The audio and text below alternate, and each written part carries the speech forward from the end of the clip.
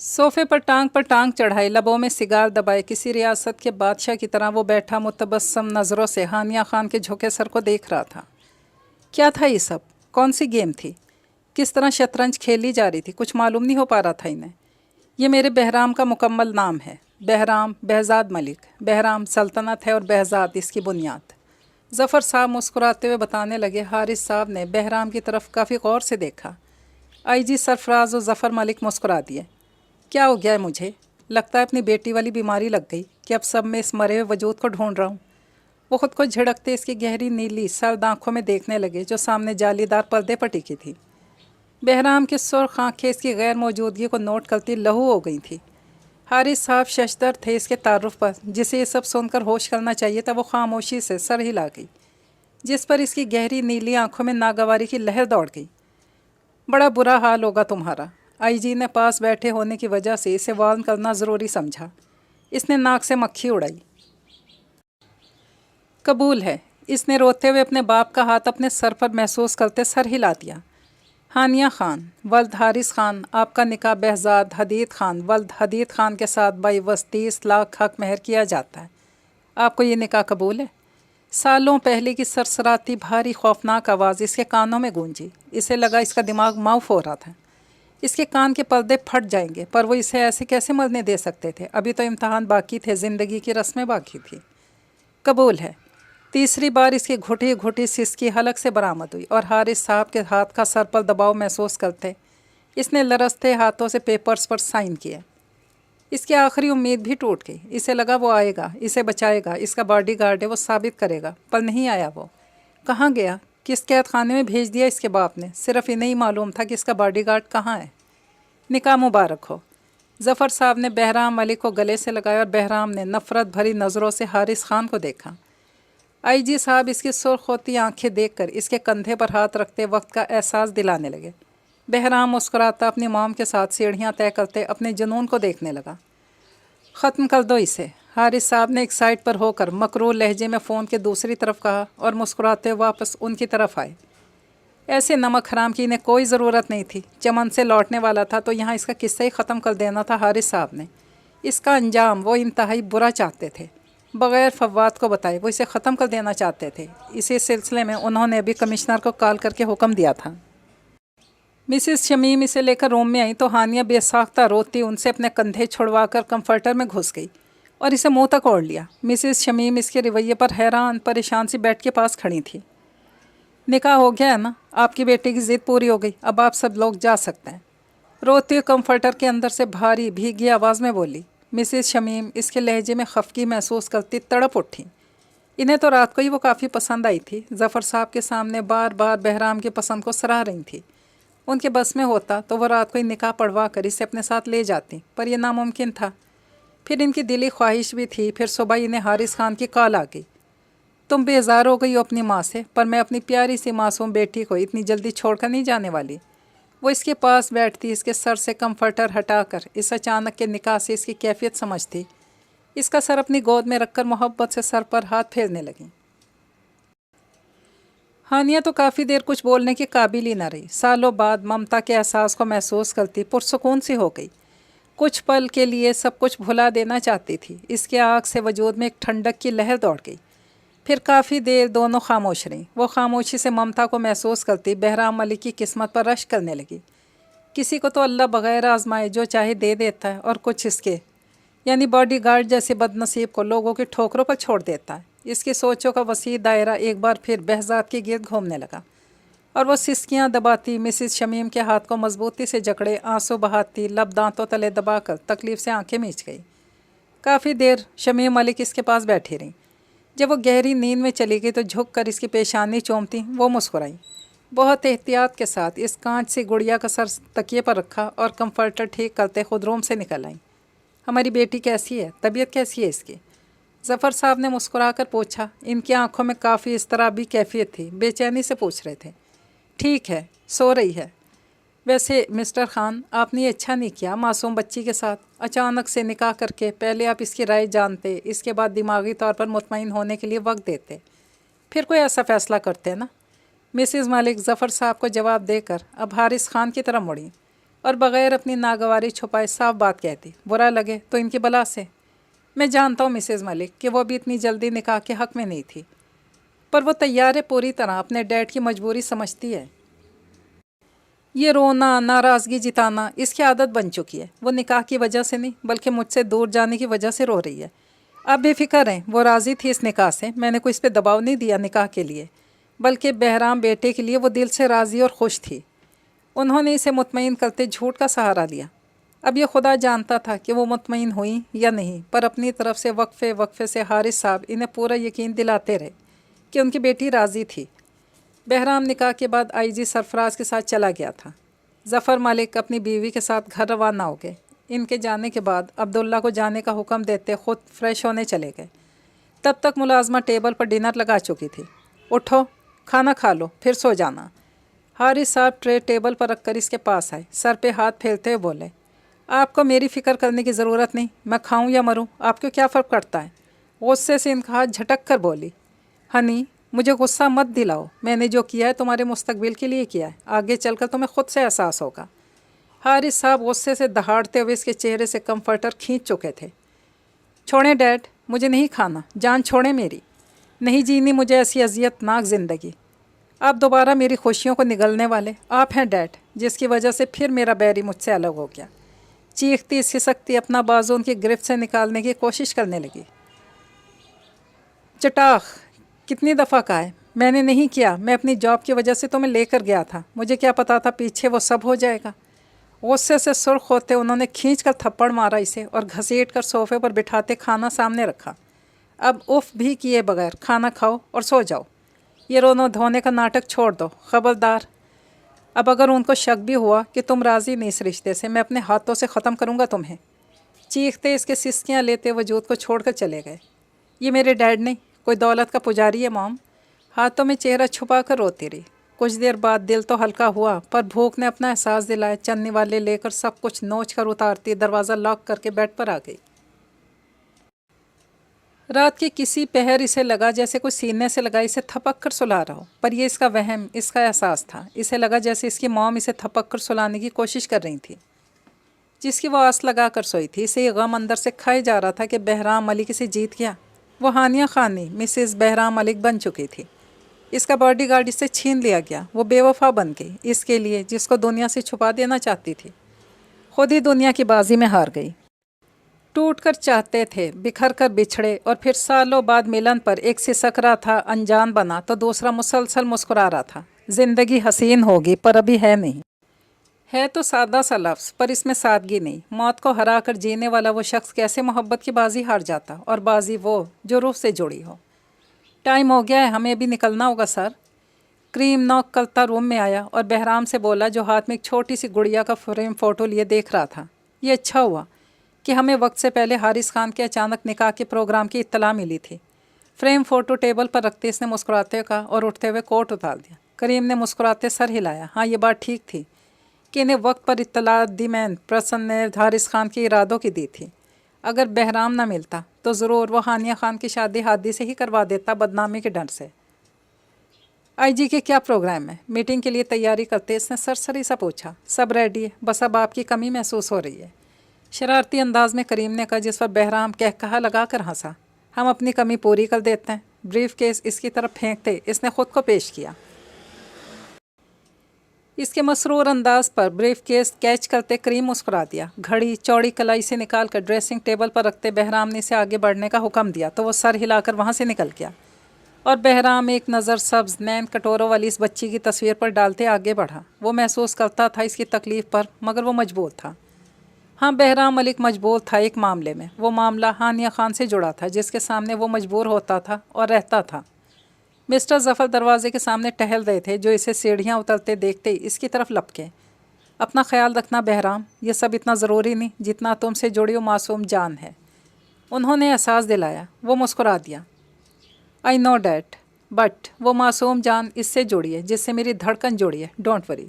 انہیں ساتھ لگاتے ہوئے مسکرایا اور سر پر بوسہ دیتا ظفر صاحب کی دعائیں لیتا ایک نظر روم کے بند دروازے کے پیچھے سوئی اپنی ماں کی ممتا کو محسوس کرتا وہاں سے نکلا۔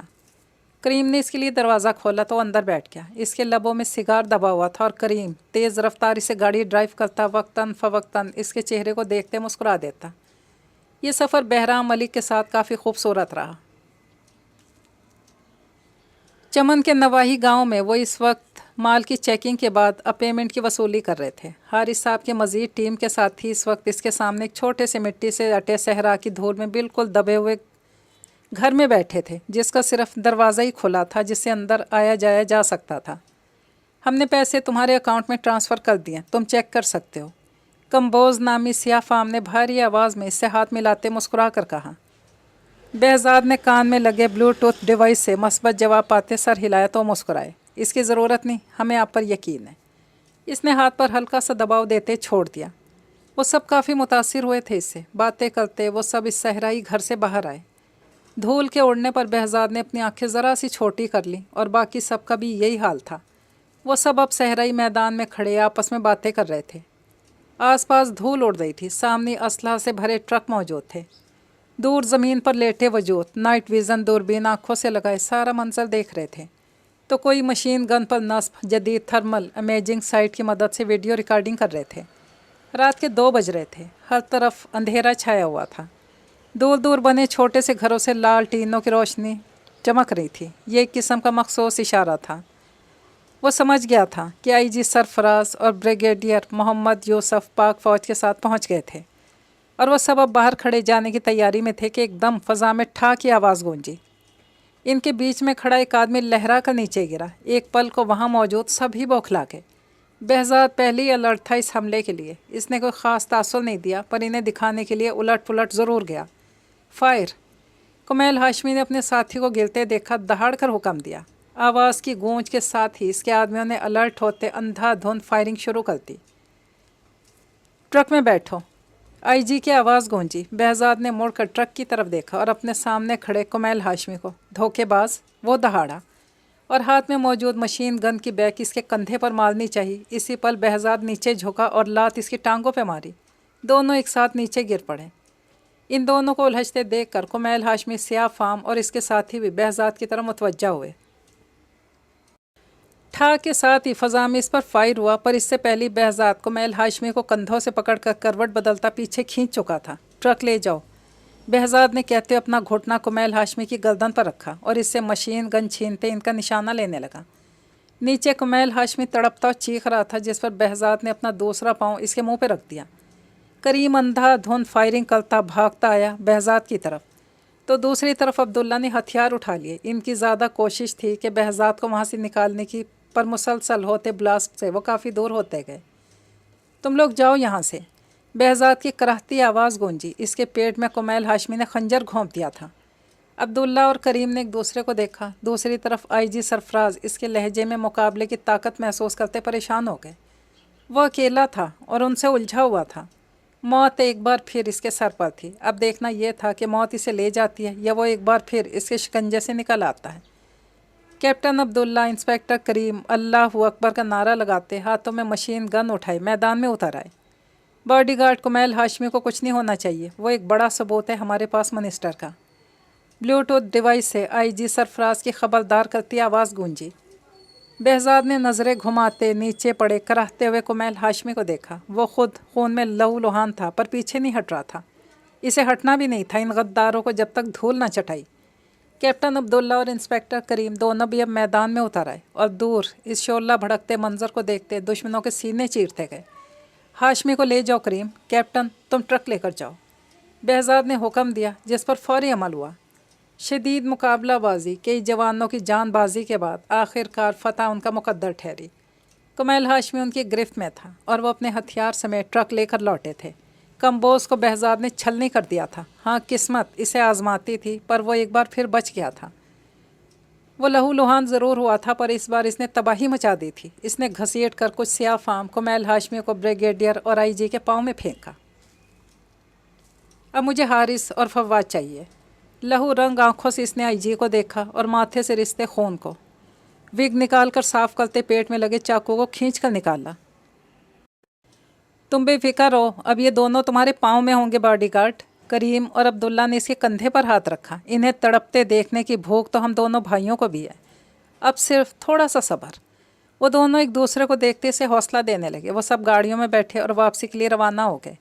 کیا کرنا ہے اب؟ عبداللہ نے اس سے پوچھا۔ خون صاف کرتے بہزاد نے اس کی طرف دیکھا۔ اپنے کام پر جاؤ اب بھی بند کر۔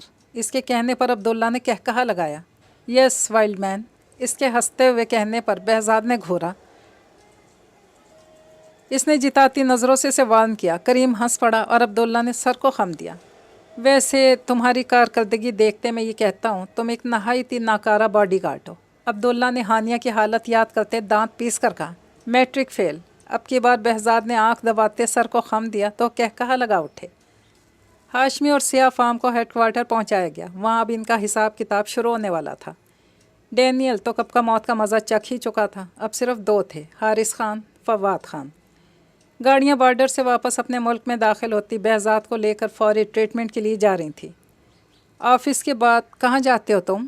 سگار لبوں میں دبائے اس کے روم میں داخل ہوتے کڑے تیوروں سے فواد صاحب نے پوچھا۔ کہیں نہیں، یہیں تو ہوتا ہوں دوستوں کے ساتھ۔ اس نے سرسری سا جواب دیا۔ بکواس زیادہ کرنے لگے ہو، کیا ملے گا دوستوں کے پاس فالتو میں وقت برباد کرتے ہوئے؟ کیا دیں گے یہ دوست تمہیں؟ غصہ ہوتے اندر آئے۔ آپ کو کیا ملا ڈیڈ؟ انکل براک اور انکل حارث سے، وہ کہتا پھر سے وائلن کی تاروں سے چھیڑ چھاڑ کرنے لگا۔ فواد صاحب اس کے پلٹ کر جواب دینے پر شوق میں آ گئے۔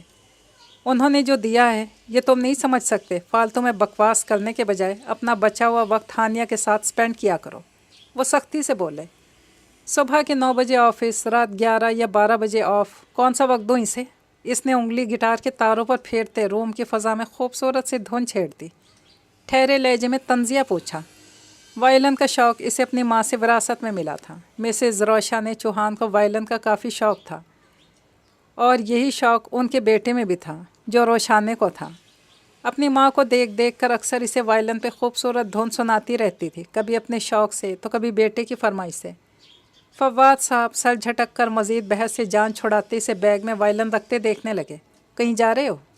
انہوں نے گھور کر پوچھا۔ سگار کا گہرا کش لیا۔ جی۔ مسکرا کر سر ہلا گیا۔ کس کی طرف؟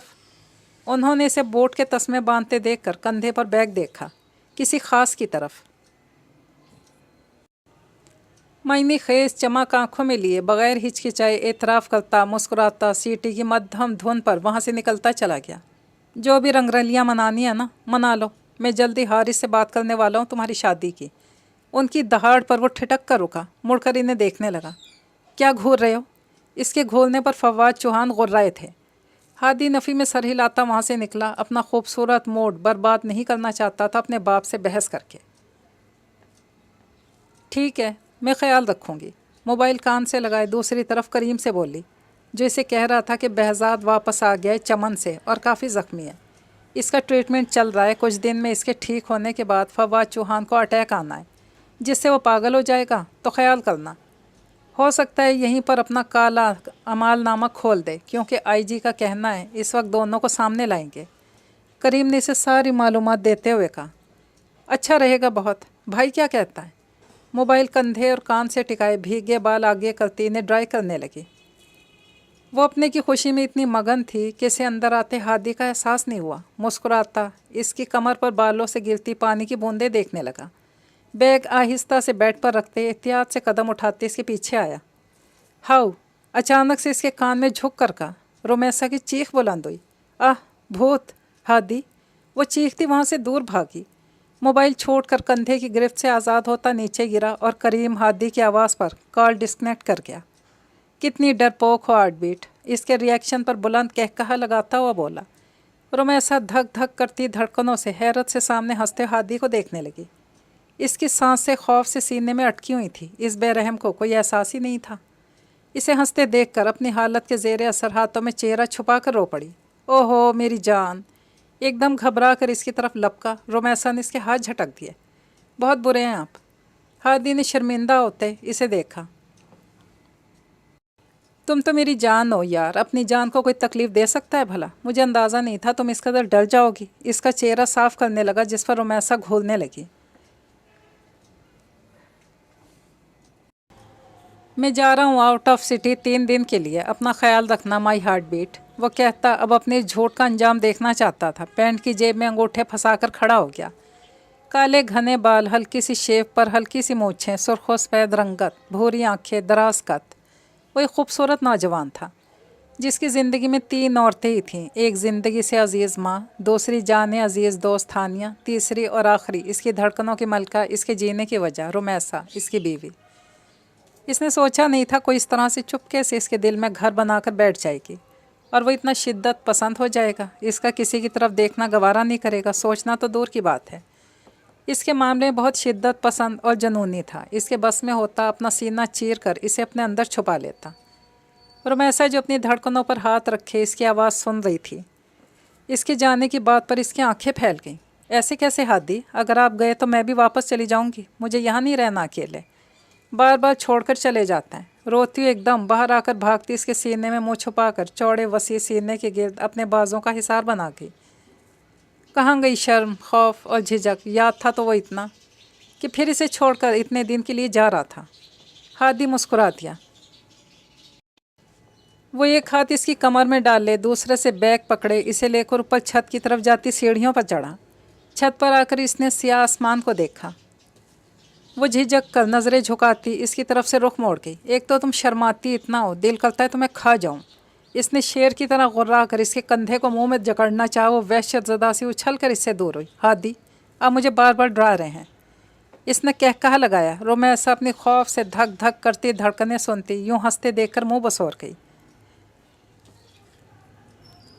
इस खूबसूरत माहौल को देखने लगी। मासूमियत से मुस्कुराती इस शहर में खो सी गई। पूरा चांद देखना तो इसे बचपन से पसंद था और अब यूं खुले आसमान में इसे यूं जगमगाते देखकर बेखुद सा होने लगी।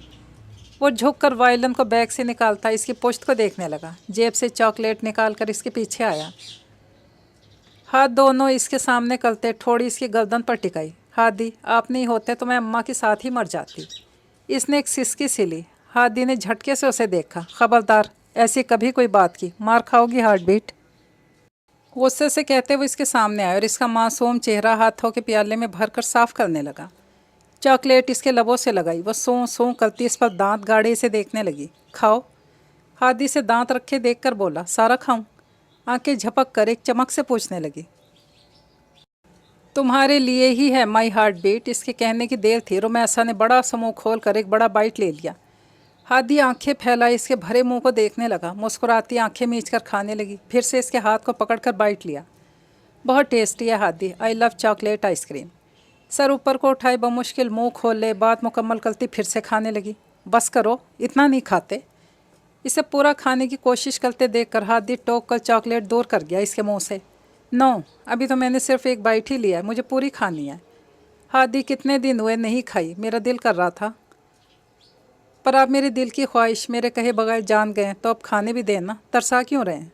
मोहब्बत से आंखें पटपटा कर इसके गले में बाहें डाल कर बोली। नहीं, इतना नहीं, बस जितना खाना था खा लिया, प्लीज़। झूठ से मुझे सख्त नफरत है। झूठ ना बोलो, एक नहीं पूरे 3 बड़े बड़े बाइट लिए हैं तुमने। फिर उसने बैग के पास आते वायलिन एक तरफ रखते से उल्टा किया फर्श पर और इससे निकलती चीज़ें देखकर इसकी आंखें फैल गईं। बैग से गिरते लातादाद चॉकलेट्स और कैंडीज़ देखते वो आंखें फैलाए खुशी से सुर्ख होते चेहरे के साथ नीचे बैठी। इतने सारे? जोश से इसे देखती हुई चीखी। यस हार्ट बीट, इतने, ये सब तुम्हारे हैं जो तुम्हें इतने दिन से नहीं मिल रहे थे। याद रखना, अगर इसमें रोज़ एक के बजाय ज़्यादा खाया ना तो अगले ही लम्हे तुम्हें बाहर सड़क पर नज़र आएंगे। पहले इसकी हैरत से फटी बड़ी सी आंखें देखकर हंसा। हादी, ये वायलिन। अब इसके पास पड़े वायलिन पर नजरें थी। ये मेरी मॉम का है, जो मुझे दिया था। मॉम के बाद मैंने कभी इसे छुआ नहीं, बस देखता था। आज दिल कर रहा था तुम्हारे संग उतर जाऊं मोहब्बत की दुनिया में। रुमैसा एकदम कैंडी उठाकर मुंह में डालती इसका हाथ थाम गई। हादी नफ़ी में सर हिलाता रह गया। वो भी इसके ऐसा करने पर झींप गई थी। इसने एक हाथ में वायलिन थामा, दूसरे से रुमैसा को घुमाकर अपने सीने से इसकी पुष्ट टिकाई। इसके गोल घुमाने पर हंस पड़ी और हादी इसके आगे वायलिन करता इसके हाथ को अपने हाथ में पकड़े ठोड़ी इसके कंधे पर टिकाए खुशी से दमकते चेहरे को देखने लगा। रेडी? इसने कान में सरगोशी की। वो सर हिला गई। कुछ सेकंड बाद फ़ज़ा में एक सहर अंगेज़ धुन गूंजी। रुमैसा की हार्ट बीट मिस हुई। इसने मध्यम सी धुन इस स्याह रात में इसके चेहरे को देखते हुए गुनगुनाई थी। रोमैसा गहरा सांस भरती सर इसके सीने से टिकाए सामने चांद को देखने लगी। आप तो बहुत अच्छा गाते भी हैं, आपकी आवाज़ बहुत खूबसूरत है, और ये वायलन ये तो बना ही आपके लिए। पलट कर लरसती पलकों से कहती वहाँ से भाग गई। इसके आहिस्ता आहिस्ता सीढ़ियाँ उतरते नज़रों से ओझल होने तक वो वहीं खड़ा इसे देखता रहा, फिर मुस्कुरा कर पलटा। एक बार फिर पलट कर देखा, वहाँ सीढ़ियाँ वीरान देखकर वो दिल महसूस कर रह गया। वायलन उठाकर दीवार से टेक लगाते बैठे लम्हों में खोकर दुनिया जहान से गाफिल सा हो गया। खुद पर होते मुसलसल हमले से वो खुद को बचाता खान मैंशन पहुंचा। बाइक पार्किंग एरिया में रोकते वो उतरा और मुस्कुराते जेब से डायमंड की अंगूठी निकालकर हथेली पर रखी और वहां से अंदर की तरफ बढ़ गया। इतने दिन बाद इसे देखने का सोचकर इसकी धड़कनें बढ़ रही थी। लबों पर एक बहुत खूबसूरत तबस्सुम था। धड़कते दिल से लाउंज में कदम रखता सामने नज़रें उठाकर देखने लगा। इसे लगा इसकी धड़कनें साकित हो गई हैं। वो सामने आज फिर दुनिया जहान से उकताई बैठी सोफे की पोस्ट से सर टिकाए खाली नज़रें एलईडी पर टिकाई बैठी थी। बहजाद के लब इसकी पुश्त पर फैले गोल्डन बालों की लंबाई देखकर मुस्कुराए। मैडम। इसकी पुकार काफ़ी मध्यम थी। दूसरी तरफ तो जैसे समाते से एक आवाज़ की ही मुंतज़िर थी। एक झटके से मुड़ी और इसकी तरफ हैरत से देखने लगी। वो सामने खड़ा था, बिल्कुल वैसे का वैसा, पर आज सिर्फ इसकी आंखें नहीं चमक रही थी बल्कि चेहरा भी अनजानी खुशी से दमक रहा था। वो जानती थी ये खुशी किस बात की थी। इसकी नज़रें डुबडुबा गईं। ट्रांस किसी कैफियत में चलती बिल्कुल इसके सामने आकर खड़ी हुई। कैसी हैं? इसके सामने आने पर अपनी आंखों की प्यास बुझाता हुआ बोला। कुछ फासले पर खड़े अब्दुल्ला ने आंखें घुमाई। अब्बी। इसने अब्दुल्ला को पुकारा। Yes baby. मुअद्दब सा आगे बढ़ा। कितने दिन से गायब था? इसने अब्दुल्ला से पूछा। बेबी पूरा 1 माह, इसने मुस्कुराहट दबाते हुए बताया। बहजाद ने नासमझी से इसे देखा। कुछ समझता या कुछ कहता इससे पहले इसका नाजुक सा हाथ घूम कर इसके गाल पे पड़ा। अब्दुल्ला सर हिलाकर पीछे हो गया। बहजाद ने गुस्से से पीछे खड़े चमचे को देखा। कहाँ थे तुम? स्पाट लहजे में पूछने लगी। बहजाद इन नम सब्ज नैन कटोरों को देखने लगा। ये लेने गया था। इसने अपनी हथेली सामने फैलाई जहाँ एक चमकती डायमंड की रिंग रखी थी। डुबडुबाती नज़रों से इसकी हथेली को देखने लगी। भीख मांगने गए थे? वो अजियत से चीखे। मैं हारिस साहब से इजाज़त लेकर गया था। वो सर खुजाते हुए बोला। शट अप, तुम्हारी मालकन मैं हूँ, अंडरस्टैंड वाइल्ड मैन। वो गुस्से से चिल्लाई। Thank you madam. Yes madam. इसके सर को खम देकर कहने पर गहरा सांस भर कर रह गई। एक आंसू टूट कर फर्श पे गिरा। बहुत बदली बदली सी लग रही हैं मैडम। इसकी पुश्त पर फैली सुनहरी जुल्फ़े सियाह शलवार कमीज़ में गले में दुपट्टा पहने देखकर सरगोशी में बोला। याद किया मुझे? डबो डबो कर तीर मार रहा था, बिल्कुल अनजान बन रहा था इस पर बीती क़यामत से। खामोशी से इसकी हथेली में रखी रिंग को देखती सरनफी में हिलाने लगी। वो हंस पड़ा। मैं तुम्हें इस जॉब से फारिग करती हूँ, प्लीज़ चले जाओ यहाँ से, लौट जाओ अपनी पहले वाली ज़िंदगी में। अचानक चीखी और आखिर में रोती हुई इल्तिजा करने लगी। ज़ोर से हाथ मार कर इसके हाथ पर रखी रिंग नीचे फेंक दी। ये सब इस कदर अचानक हुआ कि इसे संभलने का मौका भी नहीं मिला। वो इसकी अज़ली तबीयत से वाकिफ़ था, इसलिए हंस पड़ा। अपने डॉग्स का डिनर नहीं बनाएंगी? मोहब्बत पाश नज़रों से देखते वो शरीर लहजे में बोला। मुकाबिल के सीने में खंजर ही घोंप गया। रोती बेबसी से पीछे खड़े अब्दुल्ला को देखने लगी। अब भी आप इस वाइल्ड मैन को बताएं कि मेरा निकाह हो गया है। दफ़ा कर दें इसे मेरी नज़रों से दूर, धोखेबाज है ये। मुड़कर बेबसी से पीछे खड़े अब्दुल्ला पर चीखे। आपने तो कहा था कि वो रिंग आपके लायक नहीं थी। फिर मैं लायक बनने गया था? इसने हैरत से देखते हुए कहा। हानिया का दिल किया इसके सीने में छुप जाए, इसे कहे मुझे कहीं छुपा दो, तुम ही मेरे बैरी हो, पर नहीं। अब तो इसका सोचना भी गुनाह था। इस देव ने इसे कैद कर लिया था, वो कुछ भी ना कर सकी थी। मैंने कब कहा था मुझे दौलत चाहिए? मैंने कब कहा कि मुझे डायमंड रिंग पहनाओ? बिखरी बिखरी से बोल रही थी। वो इसे देखने लगा। अंदर जैसे कहीं ठंडक सी उतर गई थी। जाओ प्लीज़, चले जाओ। वो इसके सीने पर हाथ रखती अपने बाप के आने से पहले इसे यहाँ से भेजना चाहती थी। वो इसे खुद से परे धकेलने के देने लगी, धक्के देने लगी। वो लड़खड़ा कर गिर जाता अगर वो घबरा कर इसके बाजू को ना पकड़ती। जाओ वाइल्ड मैन प्लीज़। इसका बाजू छोड़कर इसके सामने हाथ जोड़ गई। पीछे खड़ा अब्दुल्ला इस बेरहम का खेल देख रहा था। चले जाओ दूर, चाहो तो तानिया की बॉडीगार्ड बन जाओ। वो बिखरी हुई तो पहले से थी, अब टूट भी गई थी। पेंडेंट के साथ इसकी दी हुई प्लास्टिक की रिंग को देखते वो पूछने लगा कि जाऊं? अच्छा तो मैडम यहाँ छुपाई रखती थी। इस सोच के आते इसने बहुत मुश्किल से लबों पर उमड़ते तबस्सुम को छुपाया। जाओ। इसने फिर इसे धक्का दिया था। सोच लें। वो जैसे इसे वार्न करने लगा। ہانیہ نے سوجی سرخ آنکھوں سے اس کی طرف دیکھا. یہ سمجھ کیوں نہیں رہا؟ جب کہہ رہی ہوں جاؤ تو پھر کیوں بار بار پوچھ رہا ہے یہ اب بھی؟ دونوں ہاتھوں سے اپنے بال نوچتی کوئی پاگل لگ رہی تھی. میڈم. وہ تڑپ کر اس کی طرف بڑھا. ایک دم اس سے دور ہوئی. نہیں ہوں تمہاری میڈم، دفع ہو جاؤ بہزاد. اتنے عرصے میں پہلی بار اس کا نام لیا تھا اس نے. ایک پل کے لیے اس کی دھڑکنیں خود ساکت پڑیں. سامنے والے وجود کی اس سے بری حالت تھی. آپ کی زندگی کا حصہ ہوں میڈم، ایسے ہی چلا جاؤں؟ نیچے پڑی رنگ کو دور پھینک کر وہ اس کی آنکھوں میں دیکھتا جنون سے بولا. ہانیہ ساکت سی سے دیکھنے لگی. وہ بھی بغیر پلکے جھپکائے اسے دیکھنے لگا. ایک بار پھر مرو گے، پھر مجھے اذیت دو گے. روتی ہوئی نفی میں سر ہلاتی وہاں سے بھاگ گئی اور وہ اس کی پوشت کو تکتا ہی رہ گیا. شرم کی گولی ہوتی تو پہلے تمہیں کھلاتا. وہ ہنسا جب کان میں لگے بلوٹوتھ ڈیوائس سے عبداللہ کی آواز گونجی. میرا بھی تمہارے بارے میں یہی خیال ہے. دانتوں کی نمائش ڈھیٹ بند کر کرواتے وہ بولا. کوئی یقین کر سکتا تھا کہ یہ وہی بہرام بہزاد ملک ہے جس کا روب و دبدبا ایک دنیا پر طاری تھا؟ تم؟ پیچھے سے آتی حارث خان کی آواز پر وہ حیران ہو کر پلٹا. سر آپ؟ میں آپ کا ہی انتظار کر رہا تھا، اس نے مسکراتے ہوئے کہا. حارث صاحب نے غصے سے اس نمک حرام کو دیکھا. آپ کا سارا پیسہ میرے اکاؤنٹ میں ہے سر. اس سے پہلے کہ وہ کچھ کہتے بہزاد کے لفظوں نے ان کی آواز حلق میں ہی دبا دی. انہیں کمشنر پر جی بھر کر غصہ آیا. 1-2 کے باڈی گارڈ کو نہیں مار سکا وہ؟ اس کی اطلاع انہیں دھمکی جیسی لگی. کچھ پل خون خوار نظروں سے اسے گھولتے رہے. وہ بے خوف ان کی آنکھوں میں دیکھتا رہا. سر یہاں دیکھیں. ابھی منہ کھولا ہی تھا کہ عبداللہ نے بیچ میں ٹانگ اڑا دی. اس کی حیرت بھری آواز پر حارث صاحب اور بہزاد کے پیچھے دیکھنے لگے. یہ فواد. سامنے سے بہزاد کو ہٹاتے بدحواس ہوتے اسکرین کی طرف بڑھے اور والیوم بڑھا دیا. ناظرین آپ کو بتاتے چلیں دنیا کے مشہور بزنس مین بہرام بہزاد ملک، جنہوں نے اپنے نئے پروجیکٹ کا ٹینڈر کئی ممالک کے بزنس مینز کے آفرز کو ٹھکرا کر پاکستان کے مشہور بزنس مین فواد چوہان کی ایمانداری کو دیکھتے انہیں سونپا تھا. اور ٹینڈر دیتے انہوں نے باور کروایا تھا کہ انہیں ملاوٹ، دھوکے اور جھوٹ سے سخت نفرت ہے. اس کے باوجود فواد چوہان نے وہ سب کیا جسے کوئی بھی ایماندار بزنس مین نہ کرے. انہوں نے نہ صرف مٹیریل میں ملاوٹ کی بلکہ بڑی ہی دیدہ دلیری سے ان سے دعویٰ کیا کہ انہوں نے تو یہ سب نہیں کیا، ان کے مینیجر کا فالٹ تھا. او مائی گاڈ فواد، یہ کیا کیا؟ اتنی لالچ! LED کی بڑی سی اسکرین پر اب فواد چوہان کے گھر کا منظر دکھایا جا رہا تھا، جسے چاروں طرف سے میڈیا نے گھیرا ہوا تھا جیسے وہ گیٹ توڑ کر اندر گھس جائیں گے. صورتحال اس قدر خطرناک لگ رہی تھی کہ حارث خان خود بوکھلائے سے یہاں وہاں چکر کاٹنے لگے.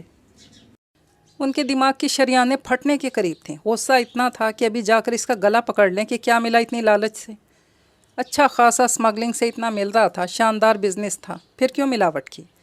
اور پھر ہمت تو دیکھو، دھوکہ دہی بھی کسی عام بندے سے نہیں، دنیا کے ٹاپ لسٹ میں 2nd پوزیشن پر آنے والے بزنس مین سے. اس نے اپنی بربادی کو خود دعوت دی تھی. اب وہ کیا کر سکتے تھے؟ آپ نے کیا سوچا سر؟ بہزاد خاموش کھڑا ان کا حال دیکھ رہا تھا. عبداللہ نے ان کی پریشانی بھانپتے ہوئے پوچھا. کیا سوچنا ہے؟ میں کیا کر سکتا ہوں؟ اس نے یہ سب خود کیا ہے، اب جائے بھاڑ میں. وہ غصے سے بولے. ڈر تو انہیں اس سب کا تھا کہ اب جب وہ مکمل برباد ہو گیا تھا تو ضرور اس کے گلے پڑے گا. وہ جانتے تھے کہ وہ ایک نمبر کا چال باز اور مطلبی آدمی تھا. جو اپنوں کا نہیں ہو سکا تھا، ان کا کیا ہوتا؟ ہم آپ کی کوئی مدد کر سکتے ہیں سر؟ بہزاد کے پوچھنے پر انہوں نے سر اٹھا کر اسے دیکھا.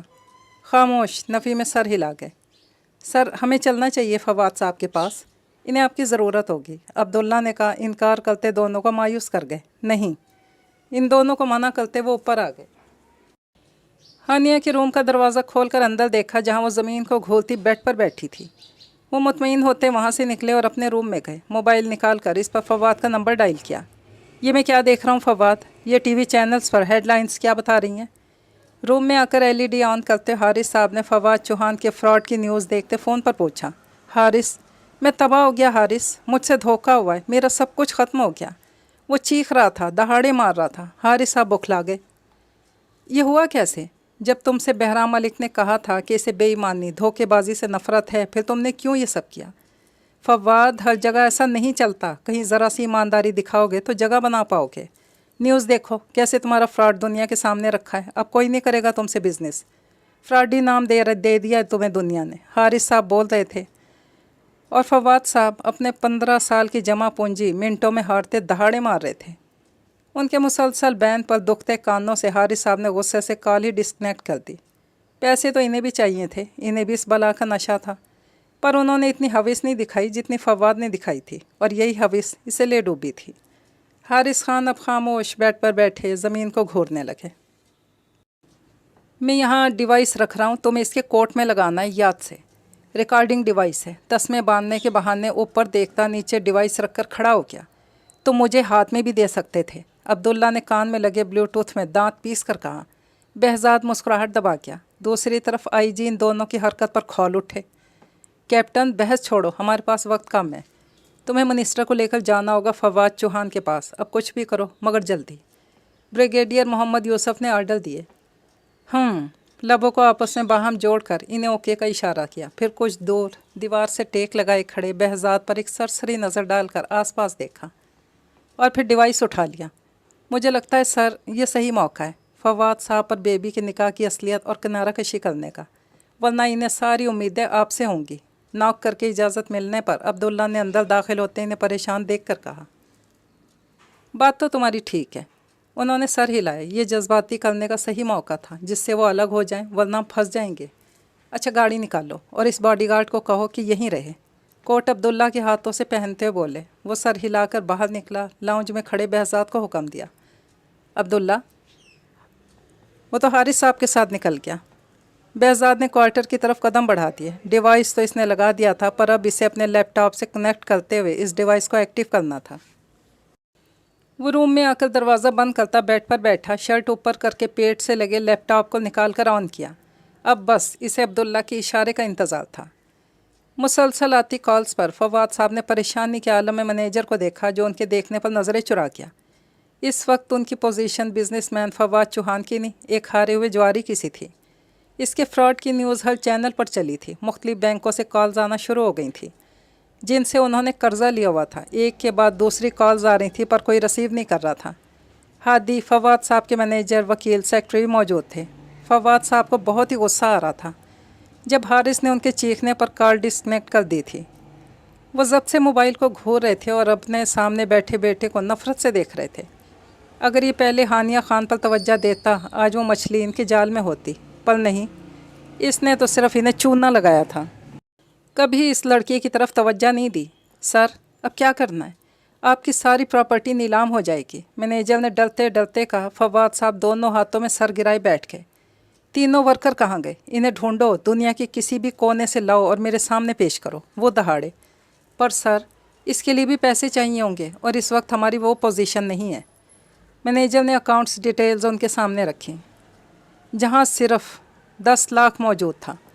फवाद साहब सफ़ेद पड़ती रंगत से स्क्रीन को देखने लगे। कहाँ गए मेरे सब पैसे? वो चिल्ला उठे और इसके हाथ से लैपटॉप छीनकर दूर फेंक दिया। डैड। हादी उनकी हालत देखते घबरा कर खड़ा हुआ। वो क्या कर सकता था बहराम मलिक का, जबकि वो हक पर था। इसने इसके बाप को मौका देते इतना बड़ा टेंडर दिया और इसके बाप ने फिर से बेईमानी की। हर टीवी चैनल्स पर उनकी बदनामी के चर्चे थे, सिर्फ इसके बाप की वजह से, जिन्हें दौलत की हविस इस कदर अंधा कर चुकी थी। एक तो उन्होंने अपनी बिसात से बाहर जाकर बहराम मलिक से टेंडर लिया, फिर इसे चीट भी किया। इसका अंजाम तो यही होना था, मगर इस सब के बावजूद इस वक्त हादी चौहान को अपने बाप पर तरस आ रहा था। इसे अपने बाप की बिखरी हुई हालत पर रहम आ रहा था, पर वो क्या कर सकता था?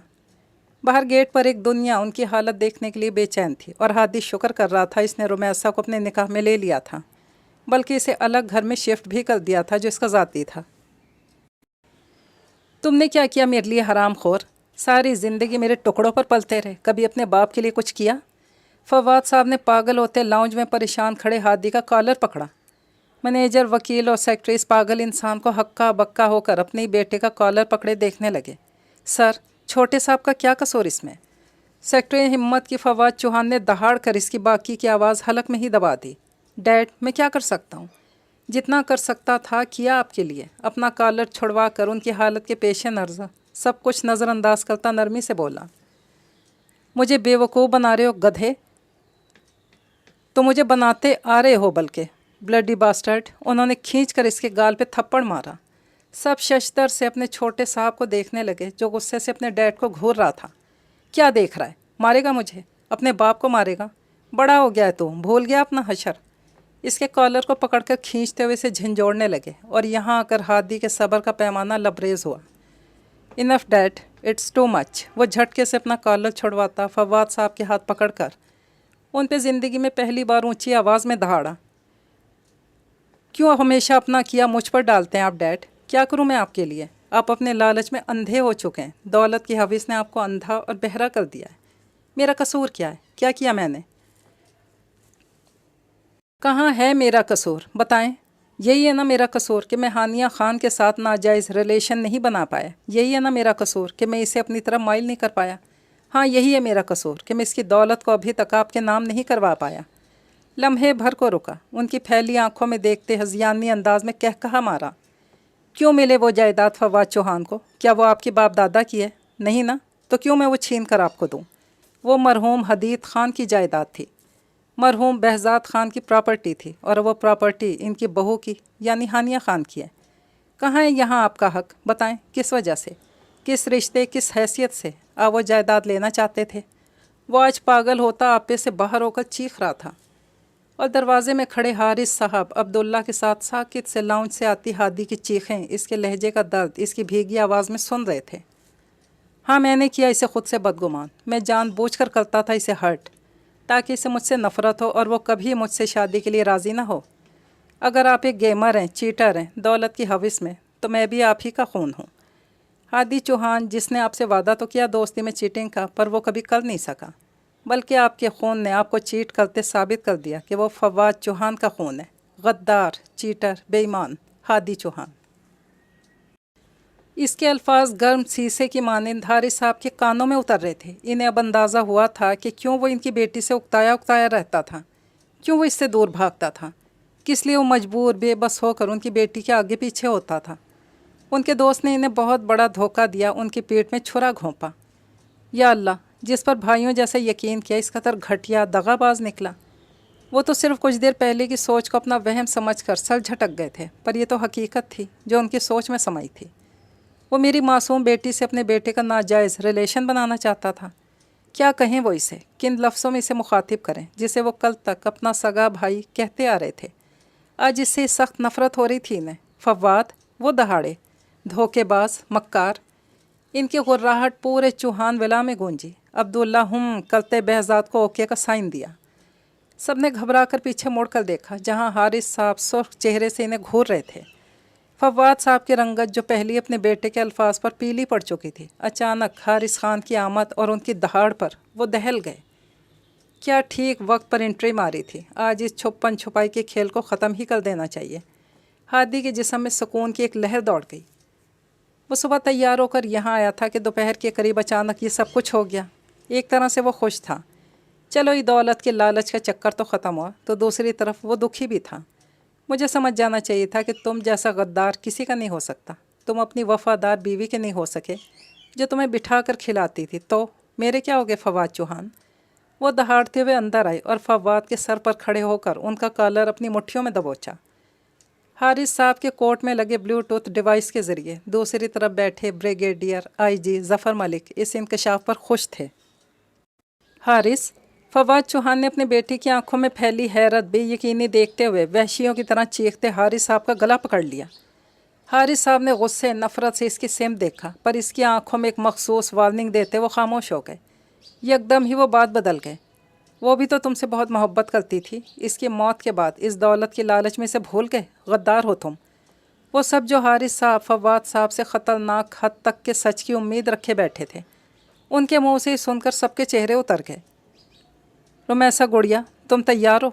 बहजाद ने मुट्ठियाँ भींच कर दोनों गद्दारों को फिर से थैले के अंदर घुसते आखिरी पत्ता फेंकने का सोचा।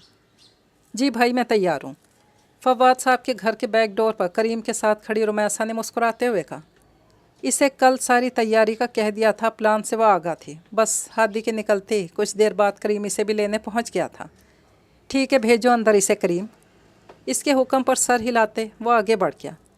हादी बैक डोर से अंदर आकर राहदारी से गुजरती सीढ़ियाँ उतर कर वो सामने लाउंज में आई। हादी को खड़े देखकर भागकर इसके पास पहुंची, इसके सीने से लग गई। इन नाजुक लम्हात में इसे सामने देखकर हादी बौखला गया। हारिस खान, फवाद चौहान हैरत से मंजर को देख रहे थे, जहाँ एक अनजान छोटी सी लड़की हादी के सीने से लगी हुई थी। क्या हुआ मेरी जान, रो क्यों रही हो? हादी इसे रोता देखकर परेशान हो गया। इसका सर उठाए इसके चेहरे को साफ करने लगा। कौन है ये हर्राफा औरत?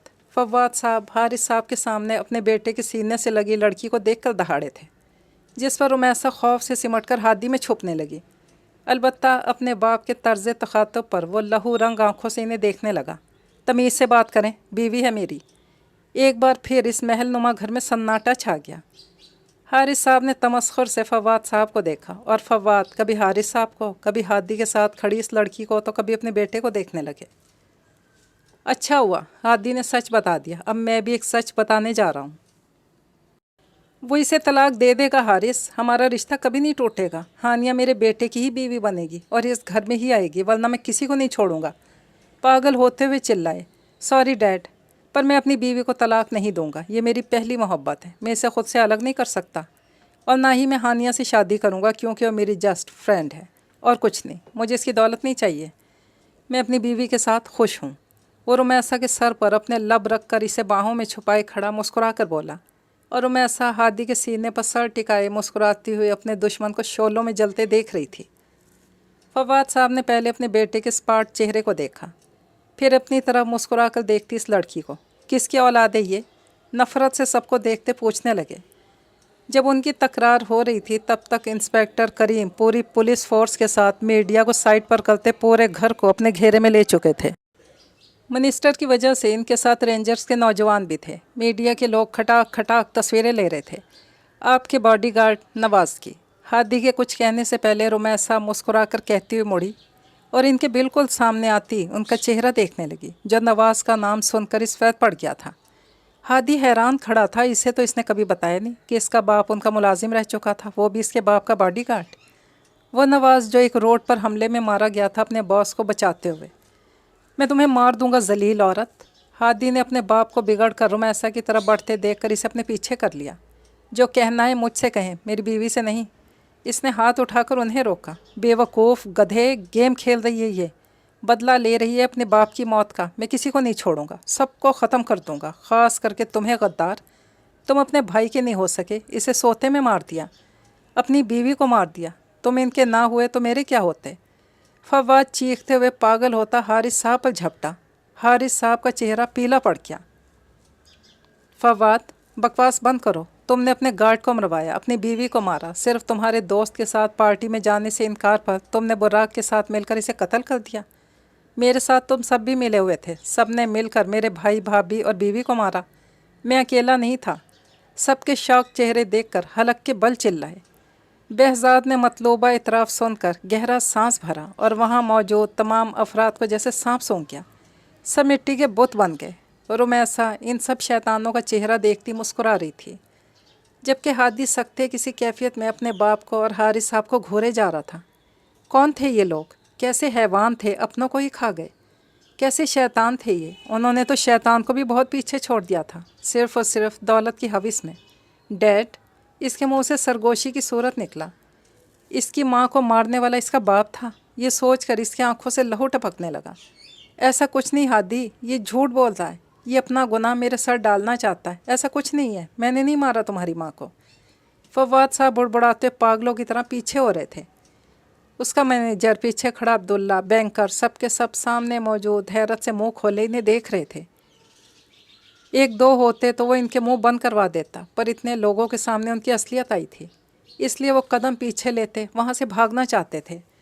पुलिस के हाथ चढ़ने से पहले दूर जाकर कहीं गायब हो जाना चाहते थे। बाद में देख लेते इन सबको। वो भागने की गर्ज से पीछे मुड़े तो अचानक से जैसे सर दीवार से टकरा गया। बहुत खूब फवाद चौहान। करीम ने मुस्कुराते से पीछे धक्का दिया। वो लड़खड़ाता और पीछे लाउंज के वस्त में जा गिरा। भागना छुपना बहुत हो गया, अब खेल का इख्तिताम होगा। इसने कहते इशारा किया। भारी बूटों की धम धप के साथ पुलिस और रेंजर्स एक साथ अंदर दाखिल हुए। हारिस साहब ने घबरा कर देखा तो वहाँ पुलिस और रेंजर्स को पाकर उनकी जान हवा हो गई। करीम, हारिस साहब ने करीम को देखा। ये तो वही था ना, बहराम का आदमी जो इसके साथ होता था। हारिस साहब की शौक नज़रें खुद पर देखते करीम मायने खेज़ी से मुस्कुराया, पर इसकी आंखों में एक तूफ़ान था, एक आग भड़क रही थी। कुछ यही हाल पीछे खड़े अब्दुल्ला का भी था। ये सब तुम्हारी वजह से हुआ है। فواد صاحب حارث صاحب کی جانب لپکے اور ان کے کالر کو پکڑتے اس سے پہلے عبداللہ نے اسے ایک مکہ رسید کرتے پیچھے کو دھکیلا۔ حارث صاحب خوش ہوتے اپنے آدمی کو دیکھنے لگے، پر اس سے پہلے ان کے ہاتھوں میں ہتھکڑیاں لگائی گئیں۔ فواد روتے ہوئے اپنے بیٹے کو دیکھنے لگے کہ بچاؤ مجھے، پر وہ تو اپنے باپ کا حیوانی روپ دیکھتے مٹی کا بت بن گیا تھا۔ ہادی، یہ سب جھوٹ ہے، بچاؤ مجھے، میرے بیٹے بچاؤ اپنے باپ کو۔ ایسا کچھ نہیں کیا میں نے، تمہاری ماں ایک بد کردار عورت تھی۔ روتے ہوئے گھسٹتے جا رہے تھے۔ ماں کو بد کردار کہنے پر ہادی نے خونخوار ہو کر ان کی طرف دیکھا۔ بکواس بند کریں ورنہ میں آپ کو خود مٹی میں ملا دوں گا، وہ چیخا۔ رمیسا نے پلٹ کر اسے دیکھا اور فواد چوہان نے غصے سے اسے، سب اس لڑکی کا کھیل کھیلا ہے، اس نے تمہارا دماغ خراب کیا ہے، تمہیں اپنے باپ کے خلاف کیا ہے، ملی ہوئی ہے یہ بہرام ملک سے ہماری بربادی کے لیے۔ وہ چیختے جا رہے تھے۔ اس لڑکی نے کھیل کھیلا ہے تمہارے ساتھ، بدلہ لیا ہے، کوئی پیار محبت نہیں کرتی تم سے، اکیلے ہو، اکیلے مرو گے، یہ میری بد دعا ہے تمہیں۔ نفسیاتی مریض تو وہ پہلے سے تھے، اب اور چیخے جا رہے تھے، جبکہ حارث خان خاموش تھے۔ انہیں کچھ سمجھ میں نہیں آ رہا تھا کہ یہ سب کیسے، کس نے کر دیا۔ وہ اور فواد تو گہرے بچپن کے دوست تھے نا، پھر کیسے ایک دوسرے کے جانی دشمن بن گئے؟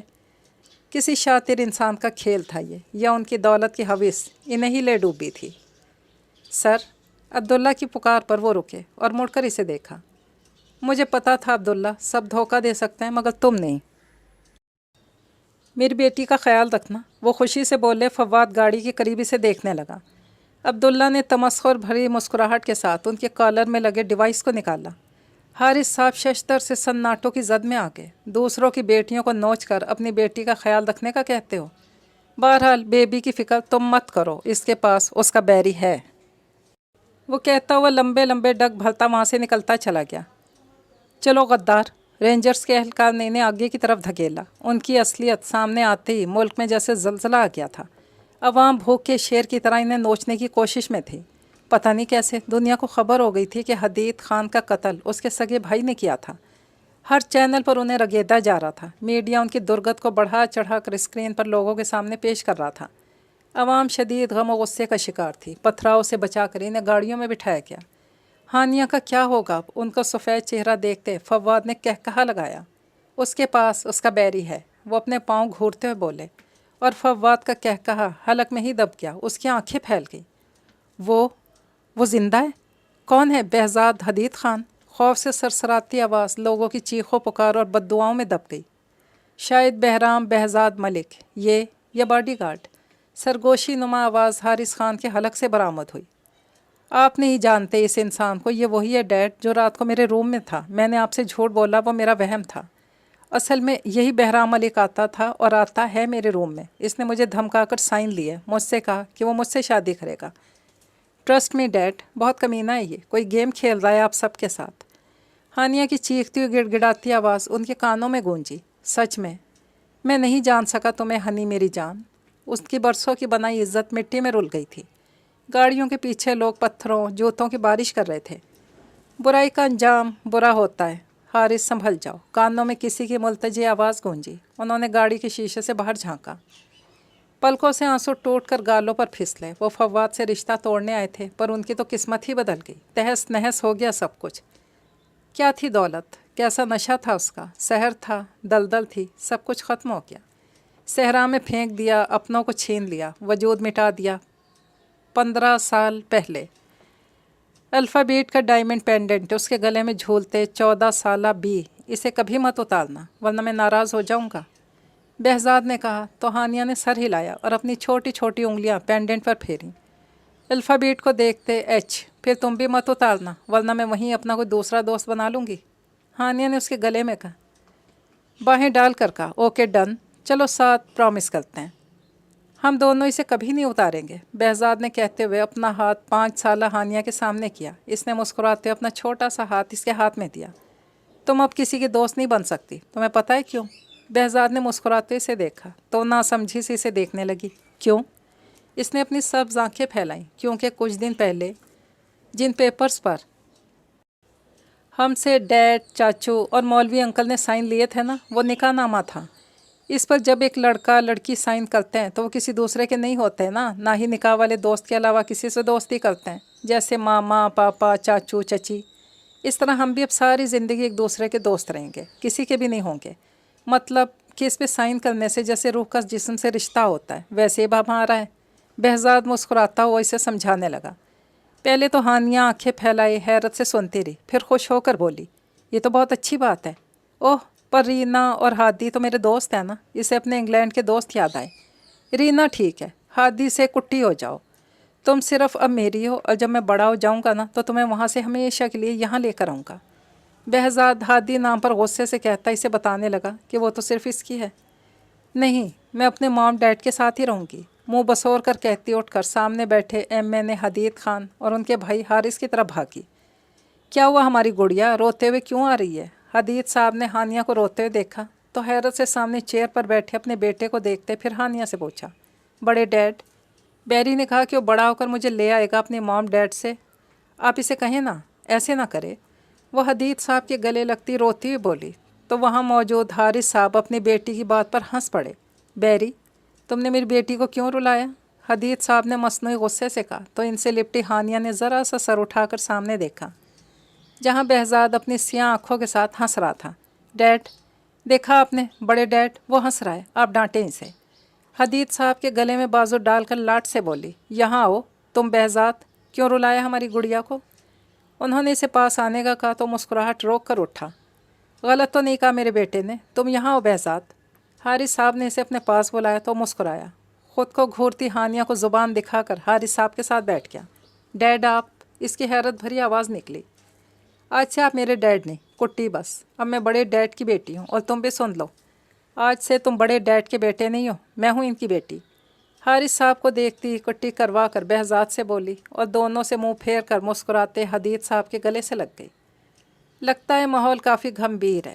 ہادیہ بیگم کے ساتھ نازیہ بیگم چائے لوازمات کی ٹرے اٹھا کر وہاں لان میں چلی آئیں تو بہزاد کو حارث صاحب کے پاس اور ہانیہ کو حدید صاحب کے گلے لگے روتے دیکھ کر شرارت سے بولیں، جی ہاں، آپ کے لاٹ صاحب نے یہ ماحول اتنا گھمبیر کیا ہے، کیا ضرورت تھی اسے کہنے کی کہ وہ اسے بڑا ہو کر لے آئے گا، میری گڑیا کو رلا دیا۔ حدید صاحب مصنوعی برہمی سے بول رہے تھے اور بہزاد نے اپنی موم کو دیکھ کر کہا لگایا، بڑے ڈیڈ؟ ڈیڈ نے بھی رلایا؟ وہ منہ ان کے کوٹ کے کالر سے صاف کرتی اپنے ڈیڈ کو بتانے لگی، جس پر حارث صاحب بہزاد کا کہا فضا میں ایک ساتھ گونجا اور ہانیہ کے رونے میں اور شدت آ گئی۔ تم دونوں مجھ سے پٹو گے، چپ کرو۔ وہ دونوں کو دیکھ کر بری طرح ڈانٹتے بولے اور اپنی پیاری سی بھتیجے کو بازو میں اٹھا لیا۔ وہ اسے اوپر ہوا میں اچھالتے، بازو میں کیچ کر لیتے، جس پر روتی ہانیہ کی کھلکھلاہٹیں پورے خان مینشن میں گونج رہی تھیں۔ حارث صاحب مسکراتے اپنی بیٹی کو دیکھنے لگے، کیا ضرورت پڑی ہے تمہیں اسے رلانے کی بہزاد؟ نازیہ بیگم نے بیٹے کو جوس کا گلاس پکڑاتے ہوئے کہا تو مسکرا دیا، موم، میں نے تو صرف اتنا کہا تھا کہ جب میں بڑا ہو جاؤں گا تو تمہیں ہمیشہ کے لیے یہیں لے کر آؤں گا۔ اس پر وہ رو پڑی، اور آپ نے ہی تو مجھ سے کہا تھا کہ ان پیپرز پر سائن کرنے کے بعد اسٹرا اب صرف میری رہے گی اور کوئی اسے مجھ سے الگ نہیں کرے گا۔ میں بڑا ہو کر اسے اپنے ساتھ ہمیشہ کے لیے یہیں لے آؤں گا، یاد کریں۔ وہ اپنا ابرو اچکا کر انہیں یاد دلانے لگا تو سب ہنس پڑے۔ بھابھی، اب آپ میرے بیٹے کو تو مت ڈانٹیں، حالانکہ اس نے وہی کیا جو آپ نے اسے بتایا تھا۔ حارث صاحب شرارت سے بولے تو مسکراتی، اسے بتانے کا مطلب یہی نہیں تھا کہ وہ ہماری تتلی کو رلائے۔ حدید خان اور حارث صاحب دونوں بھائی تھے، ان کی کزن نازیہ خان اور ہادیہ خان دونوں بہنیں تھیں۔ ماں باپ کی ڈیتھ کے بعد حدید صاحب نے اپنے چھوٹے بھائی کو سنبھالا اور اسے اعلیٰ تعلیم دلوانے کے لیے انگلینڈ بھیج دیا۔ جب تعلیم مکمل ہونے پر وہ واپس آیا تو حارث صاحب نے یہاں کی زندگی سے انگلینڈ میں زندگی گزارنے کو ترجیح دی۔ حدید صاحب کو دکھ ہوا پر انہوں نے اسے اپنی زندگی اپنی مرضی سے جینے دی اور زیادہ فورس بھی نہیں کیا۔ البتہ حارث جو اپنی بیوی نازیہ کی بہن ہادیہ سے شادی کرنے کا کہا، وہ خاموشی سے مان گئے اور حدید صاحب خوش ہوتے سارے شکوے ہی بھلا گئے۔ حدید صاحب کا ایک بیٹا تھا بہزاد خان اور حارث صاحب کی بیٹی تھی ہانیہ خان۔ دونوں اپنی اپنی زندگی میں بہت خوش تھے۔ حدید صاحب نے اپنے شوق کا پورا کرتے سیاست میں قدم رکھا اور جلد ہی انہیں کامیابی ملی، الیکشن کمیشن جیت کر ایم این اے کے عہدے پر فائز ہوئے۔ حارث صاحب بہت خوش تھے اپنے بھائی کی جیت پر، انہوں نے کہا کہ وہ اپنی بیٹی کو آپ کی بیٹی بنانا چاہتے تھے۔ ان کے لفظوں کے پیچھے چھپے مفہوم کو سمجھتے حدید صاحب نہال ہو گئے، ان کی بھی یہی دلی خواہش تھی۔ انگلینڈ سے اپنی بیوی بیٹی کے ساتھ واپس آئے تو انہوں نے بہزاد اور ہانیہ کا نکاح کر دیا، جس سے ان کا رشتہ اور بھی مضبوط ہو گیا تھا۔ اور بتاؤ، تم نے کچھ سوچا کاروبار کا؟ آپ کو معلوم ہے بھائی، میں پوری کوشش کر رہا ہوں پر کوئی کاروبار جمتا ہی نہیں۔ ہر بار وہ کہہ کر خاموش ہو گئے اور اپنے ہاتھ میں موجود کپ کو دیکھنے لگے۔ تمہیں میں کہہ رہا ہوں چھوڑو یہ سب، واپس آ جاؤ، میں تمہیں یہاں اچھا عہدہ دلواؤں گا۔ اتنے پڑھے لکھے ہو، کیا فائدہ وہاں ڈگریاں حاصل کر کے بیکار کاغذوں کی طرح رکھنے کا؟ یہاں تم جیسے قابل لوگوں کی بہت ضرورت ہے۔ یہی کوشش اگر تم یہاں کرو گے تو انشاءاللہ کامیاب ہو جاؤ گے۔ حدید صاحب اس کے جھکے سر کو دیکھتے نرمی سے سمجھانے لگے اور حارث صاحب خاموش سنتے رہے۔ میں نے بھی کہا ہے انہیں، پر میری سنتے نہیں۔ مجھے بالکل بھی سکون نہیں آتا پرائے ملک میں، پر انہیں پتہ نہیں کیا اچھا لگتا ہے وہاں۔ ہادیہ بیگم نے منہ بناتے ہوئے کہا تو نازیہ بیگم بھی مسکراتی۔ جی بھائی، میں فواد سے بات کرتا ہوں۔ تو حدید صاحب لب بھینچ گئے۔ ہادیہ بیگم نے بھی ناگواری سے سر جھٹکا۔ حارث، تم چھوڑ دو اس انسان کا پیچھا، وہ تمہیں کبھی آگے نہیں بڑھنے دے گا۔ میں نے بھی دنیا دیکھی ہے، انسان کی پہچان رکھتا ہوں میں، اور اس فواد کی تو آنکھیں صاف دکھاتی ہیں کہ وہ ایک اچھا انسان نہیں ہے۔ دیکھا نہیں کیسے 24 گھنٹے شراب کے نشے میں رہتا ہے؟ یہ تو ہم مسلمانوں کے لیے حرام ہے نا، اور وہ 24 گھنٹے حرام پیتا ہے۔ حدید صاحب اس کے فواد صاحب کے پیچھے بھاگنے پر ناگواری سے بولے، بھائی وہ ایک اچھا انسان ہے، ہمیں کسی کے ظاہر پہ نہیں جانا چاہیے، یا آپ نے مجھے سمجھایا تھا۔ اور فواد، وہ تو بس اپنی بیوی کے اچانک حادثاتی موت پر غم میں ایسے پیتا ہے۔ صفائی دینے لگے تو ہادیہ بیگم نے حیرت سے دیکھا۔ بھائی صاحب، اس کی بیوی کو مرے ہوئے بھی 1 سال ہو گیا ہے ابھی۔ جب ہم 2 بھائی بات کر رہے ہیں تمہارا بیچ میں بولنا ضروری ہے؟ حارث صاحب اسے سنجیدہ اسپاٹ لہجے میں ٹوک گئے۔ نازیہ نے حیرت سے انہیں دیکھا۔ وہ کوئی پرائی نہیں حارث، تمہاری بیوی ہے۔ ناگواری سے نازیہ بیگم نے اپنی بہن کے شرمندہ چہرے کو دیکھتے ہوئے کہا تو لب بھینچ گئے۔ ایکسکیوز می، موبائل پر آتی فواد کی کال پر حارث صاحب معذرت کرتے وہاں سے اٹھ گئے۔ یہ نہیں سدھرے گا۔ حدید صاحب اس کی پشت کو دیکھتے افسوس سے سر ہلانے لگے۔ بھائی صاحب، آپ اس سے بات کریں، مجھے وہ شخص ذرا بھی نہیں پسند۔ سارا دن نشے میں رہتا ہے، اور ایسے شخص سے ان کی دوستی کچھ اثرات تو ڈالے گی نا۔ ہادیہ بیگم نظریں جھکا کر حدید سے بولی۔ انہوں نے اس کے سر پر ہاتھ رکھتے سے دلاسا دیا، تم فکر مت کرو، میں اسے اب یہاں بلوا کر ہی رہوں گا، بہت رہ لیا وہاں۔ وہ کہتے ہوئے وہاں سے اٹھ کے نازیہ بیگم نے اپنی چھوٹی بہن کو تسلی دیتے اپنے ساتھ لگا لیا۔ ہاں بتاؤ حارث، نکاح ہو گیا؟ فواد صاحب کی آواز ان کے کانوں میں گونجی تو وہ مسکرا دیا۔ ہاں ہو گیا، آج صبح ہی۔ مسکراتے بولے تو دوسری طرف فواد کے چہرے پر شیطانی مسکراہٹ چمکی۔ اب تمہیں معلوم ہے نا کیا کرنا ہے؟ معنی خیزی سے پوچھنے لگا۔ تو فکر مت کرو، ہمارا بلندیوں پر پہنچے گا یہ۔ حارث نے اسے یقین دلایا۔ اوکے، پھر میں گڈ نیوز کا انتظار کرتا ہوں صبح تک۔ انہوں نے کچھ مزید باتیں ڈسکس کر کے کال منقطع کر دی۔ میری گڑیا آ گئی۔ انہوں نے منہ پھلائے بیٹھی اپنی بیٹی کو بازوں میں اٹھاتے ہوئے پیار کیا۔ میں آپ سے کٹی ہوں، میں صرف اب بیری کی اور بڑے ڈیڈ کی ہوں، بس۔ منہ پھیر گئی۔ او سیڈ، یہ تو بہت ہی غلط بات ہے۔ اب آپ کے ڈیڈ کیا کریں، ان سے تو کوئی پیار ہی نہیں کرتا۔ حارث صاحب چہرے پر افسردگی سجائے بولے تو ہانیہ نے چور نظروں سے دیکھا۔ اوکے، میں آپ سے ناراض نہیں، اگر آپ مجھے بیری کے پاس نہیں، بیری کو ہمارے پاس بلائیں گے بڑے ہو کر تو ڈن۔ چھوٹی سی ہتھیلی حارث صاحب کے سامنے کرتی بولی تو حارث صاحب نے ڈن کرتے اس کی ہتھیلی کو چوما۔